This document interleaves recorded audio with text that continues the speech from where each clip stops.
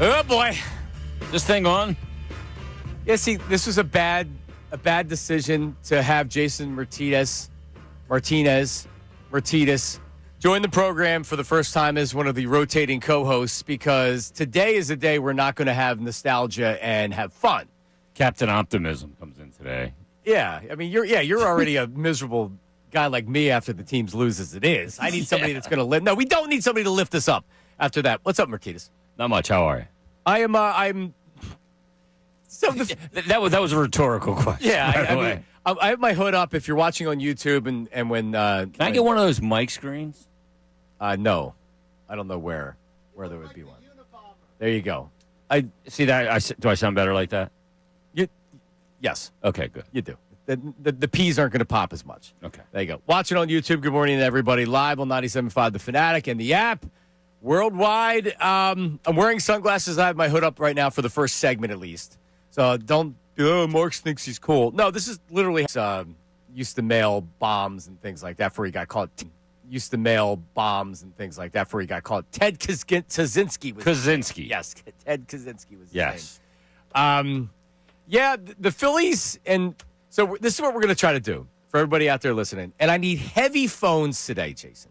All right. At 610-632-0975. The text line, you may not be aware of this. It's the same number as the call-in line. Wait, so how does it work? There's no, you just, like if you were texting me, my number, you text 610-632-0975, and you just text. And where do I read it at? Well, you don't read it. I don't read it. I guess I could get access. Ray, I don't think wants me to have access. But Ray Dunn will come in and he will.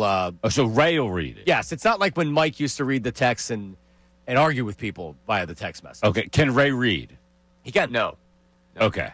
Not really. Not well. That's how I ended up in radio. Ray doubled my SAT score, so I think he'll be okay to read some text messages. Okay, well, you doubled mine because I didn't take Well, that's not good. We're doing a show. 610-632-0975. Heavy phones. So it's tough because it's like, well, what do you do first? You do the Phillies first, you do the Eagles first, and do you do both? It's tough to do both. So we're going to get into the Eagles in hour number 2. So let's start with the Phillies because that is a season ender. That was an all-time. That's a cough it up. That's an all-time way to lose. It really is. And I heard a lot of people say I feel really bad for Orion Kirkling. Well, I'm glad you feel bad for Orion Kirkling. I don't feel all else being equal. Sure, I wish he would have fielded the ball and threw it to first base. Yeah. But I'm not in the mood to feel bad for somebody this morning because the Phillies season that was built to go back to the World Series and win a World Series, they've fallen flat on their face. And it's not because the bullpen, and it's not because Rob Thompson's an idiot. It's not because of any of that. It's because their star players didn't show up in Game 4. And it's the same thing we saw outside of Game 3. It's the same thing we saw in the other 3 games of these series. Yep. And and it's what we saw last year, and it's what we saw at the end of the Diamondbacks series 2 years ago. I do feel bad, but it's not for Ryan Kirkering. I feel bad for the fans because the fans, baseball's a long season. You put a lot into it. There's a lot of ebbs and flows and ups and downs and optimism and pessimism. And then you get to this point and to have it end the way it ends. And like sports is cruel because sports ends so suddenly. Like that's a 1-1 extra inning game last night. And then the season's over. And then boom, the bus just hits a wall and it's all done. It's like, you could be planning next week and this craziness at Citizens Bank Park and hot dogs and the whole thing. And now all of a sudden, none of it exists. Yep. It's not in the plans anymore.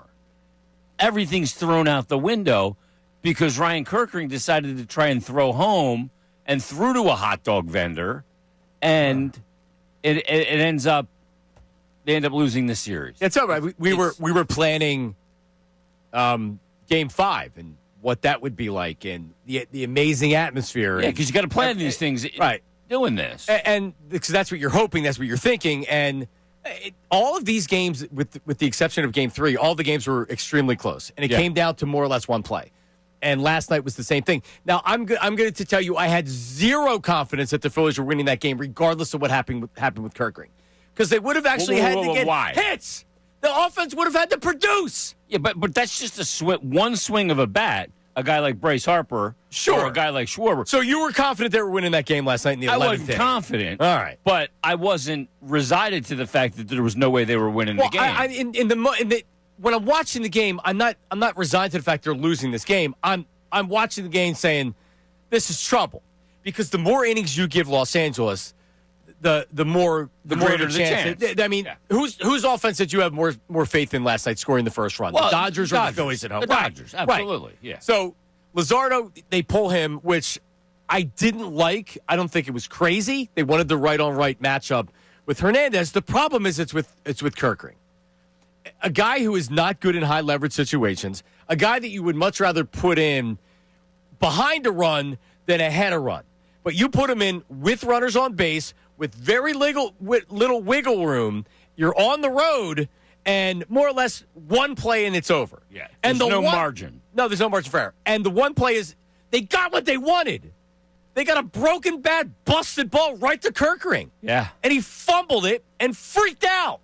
So the guy who you have the least amount of confidence coming up in a big spot because of that type of mentality actually does it. Yeah. And I have my buddy after Pete, throwing the right pitch and getting the right result. after he got exactly what you wanted, and he freaked out. Poor JT's pointing to first base, and and somehow he comes home. it tells you all you need to know where the ball went as well. They had no shot. Well, some people go, well, that's coaching. The coaching should have taught him to go to first base. But that's fundamental. It's not coaching. Like at some point, whether or not it's the hitting coach's fault or it's the manager's fault or whoever's fault, you bring in new people because you're not going to move Trey Turner. You're not going to move Bryce Harper.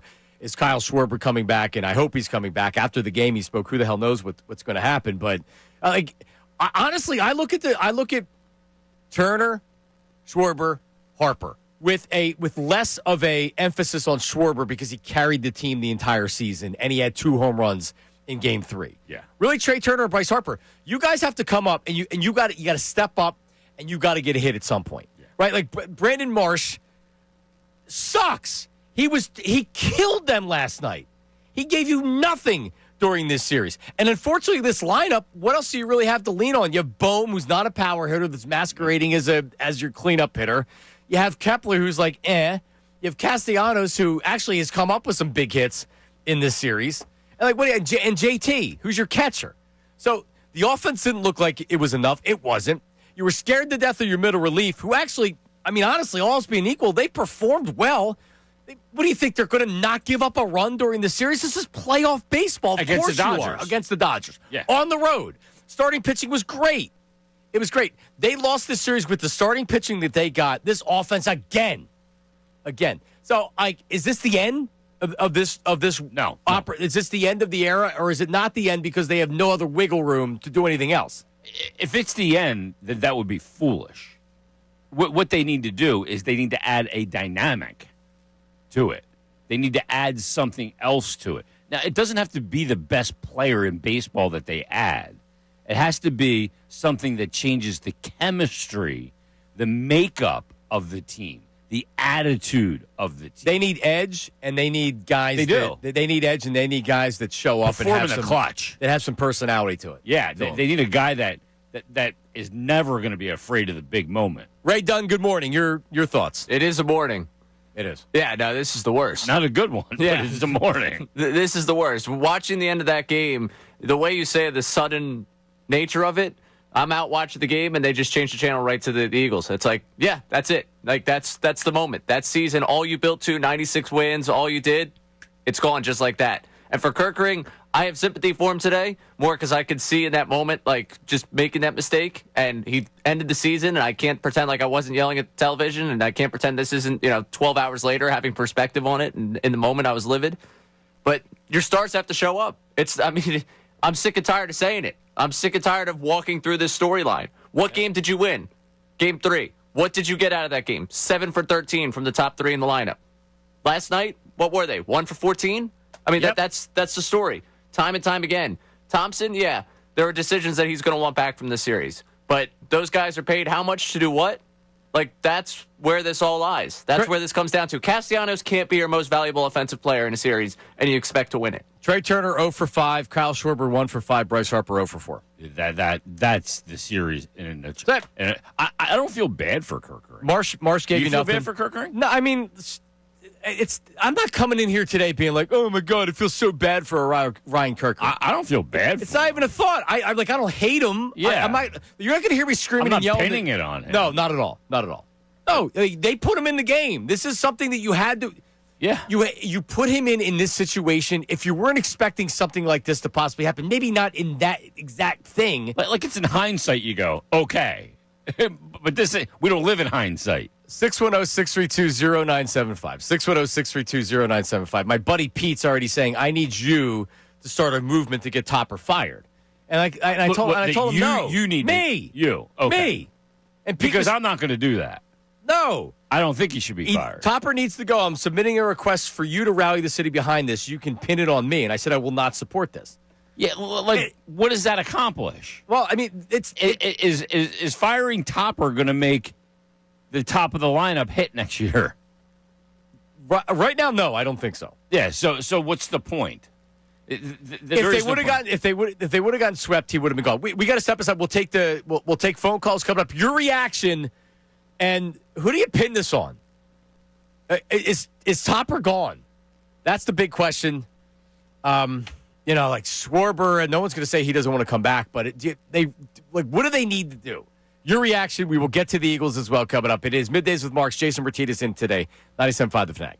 Thanks for watching Middays with Marks. Like and subscribe right here. If you like and subscribe, you probably are loving what you're watching. There's more of it right here. Check it out.